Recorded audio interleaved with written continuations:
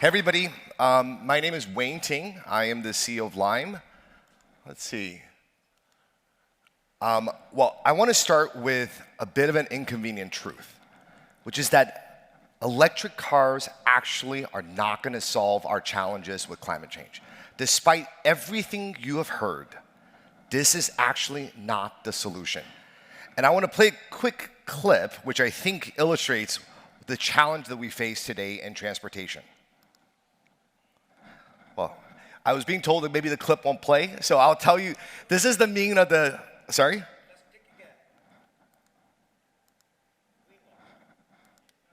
No, it's okay, not a big deal.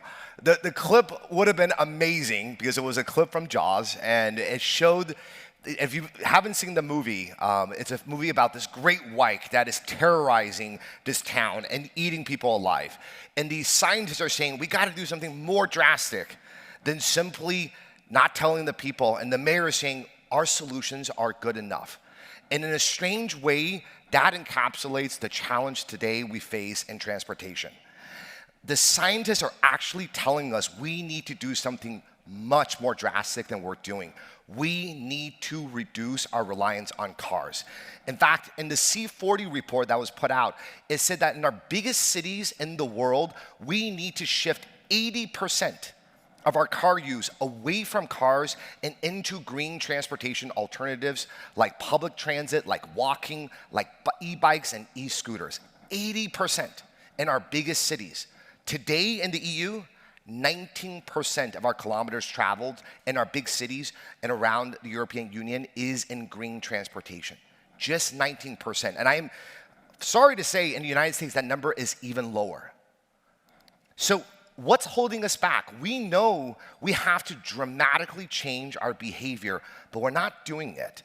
And I think there's lots of reasons, and when folks have brought it up today, I think part of it is that we sometimes sound like we're talking mumbo jumbo. What does 5.5 degrees Celsius even mean? How does that impact my life? It also sometimes feels too daunting. We're being told there are points of no return that we pass again and again, and maybe there's nothing we can do. Or somebody else will solve this, somebody else smarter, somebody else in the field. All those things are true, but I'm gonna say one of the big reasons why we have not made more progress is because we tell ourselves the white lies like this. That if all I did was bought an electric car, I've done everything. I've done everything I need to do.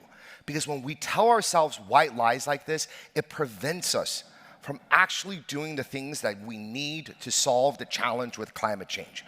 So why won't electric cars solve climate change? First, 25% of the world's carbon emissions comes from transportation. A quarter of the world's carbon emissions. In Europe, in the United States, the bulk of that is personal cars and trucks. There is no path to reaching the Paris Climate Accord unless we dramatically change how we move around in cities. And why is one of the biggest sources of carbon pollution cars and trucks? Because of this reason. It's heavy. It is so heavy.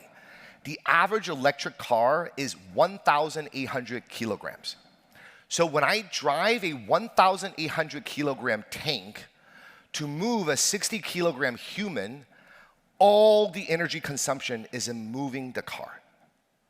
This is the inconvenient truth that we have to face. The car is the problem.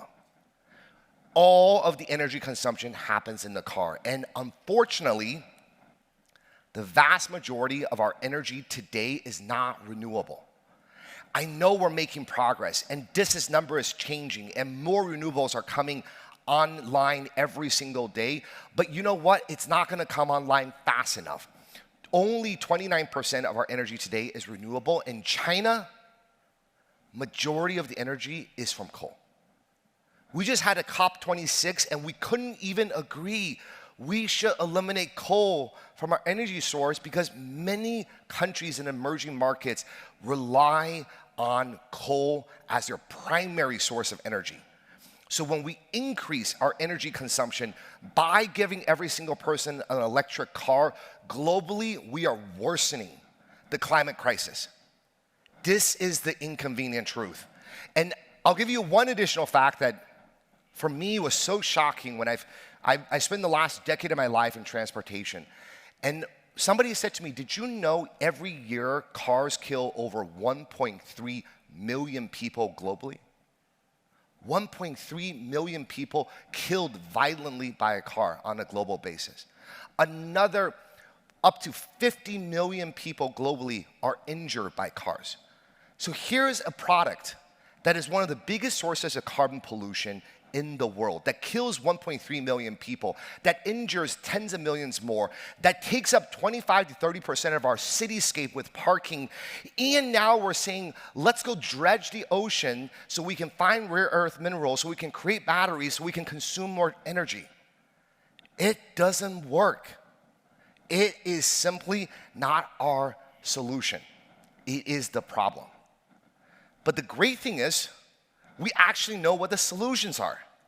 And the solution to solve transportation's impact on climate change is we need to drive less, we need to walk more, we need to build great public transportation system that is at the heart of everything we do.